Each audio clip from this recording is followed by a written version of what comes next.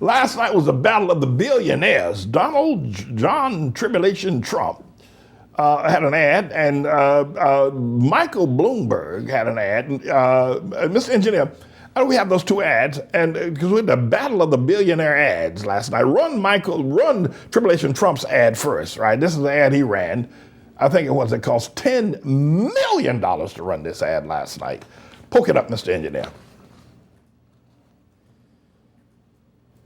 America demanded change. Donald Trump wins the presidency. And change is what we got.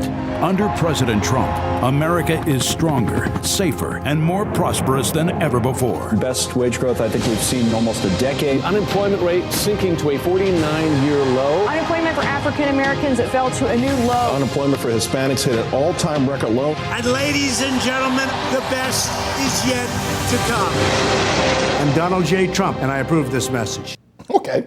All right. So now, Donald Trump's, alleged to be a billionaire. He's not. Forbes magazine, which is a reliable news source on the economics of wealthy people around the globe, said he's not.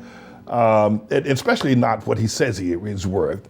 But Mike Bloomberg, who ran an ad last night as well, I think the ad that Mike Bloomberg ran is twice as long as Trump's ad. And again, we're up in the millions of dollars. But let's listen to Mike Bloomberg, former mayor of New York City, businessman, billionaire 54 times over. Run that ad, Mr. Engineer. George started playing football when he was 4 years old. He would wake up every Saturday ready for the game. That became our life. He had aspirations about going to the NFL. On a Friday morning, George was shot. George didn't survive. I just kept saying, you cannot tell me that the child that I gave birth to is no longer here. Lives are being lost every day. It is a national crisis. I heard Mike Bloomberg speak.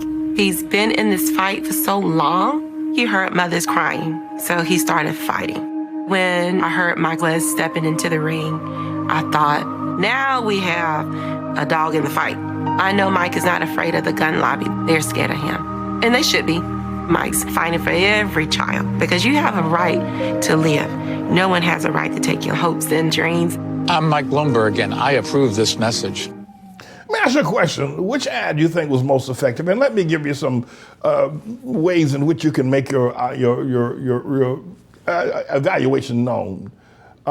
Trump's ad I ran first. Trump's ad started with him coming out of darkness, out of a dark shadow, and you can see that the day he won the presidency that night, he looked a little, like a deer in the headlights that night.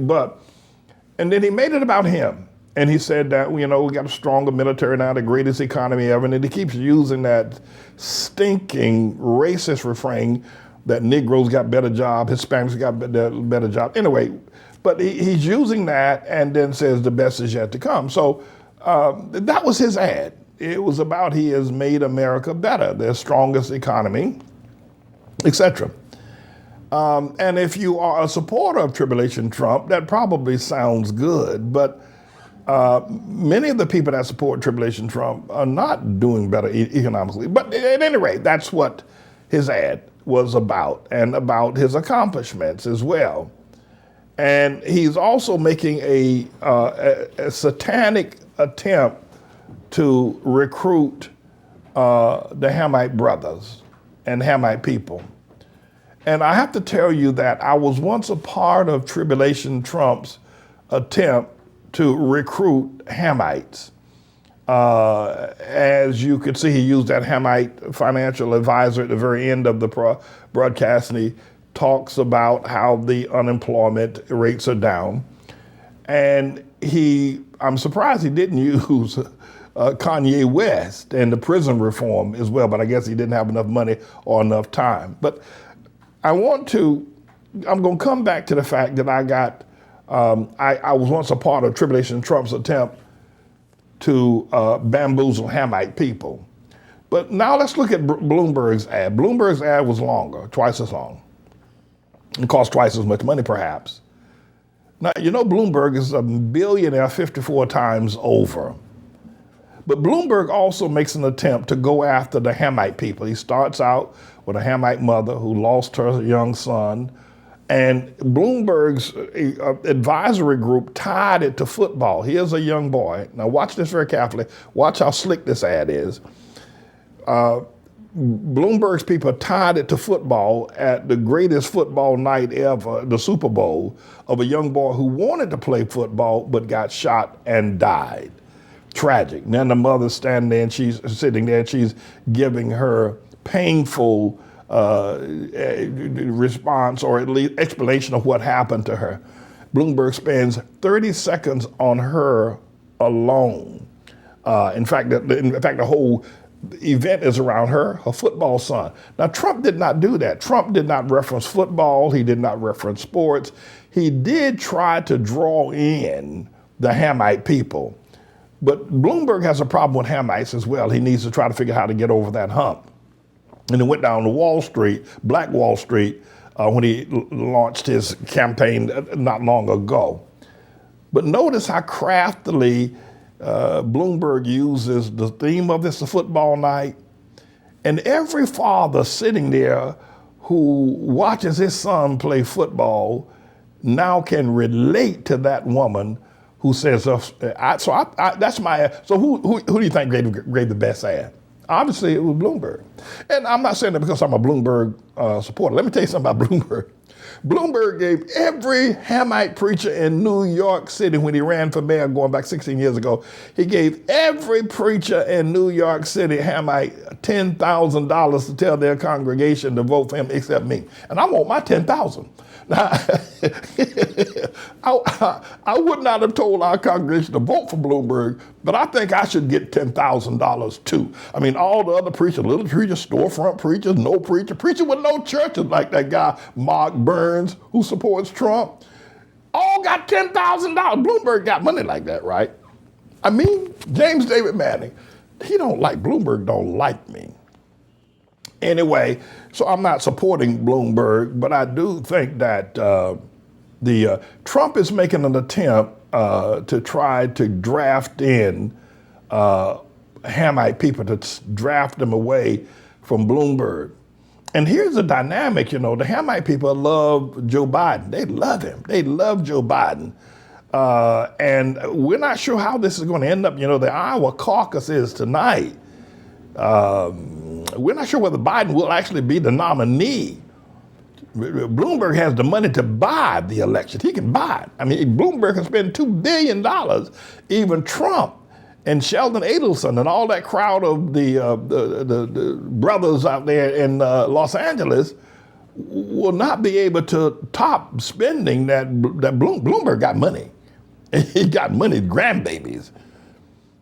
So, I mean, in my estimation, just to wrap all this segment up, is that I think that Trump had the best, that Bloomberg had the best ad. And I don't like either one of these guys, by the way. But I will say this, that Trump made an attempt to drag the Hamite people into his campaign.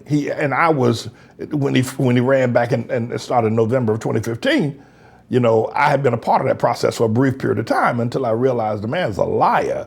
He's a con man, he's a liar, he is deceitful. And I quickly got out of it. I jumped off the Trump train. I got away from Trump as quickly as I could possibly get away from that boy.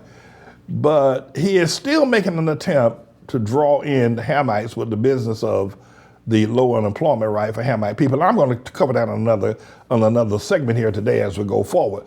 But I think it's important last night. So some major things happened last night.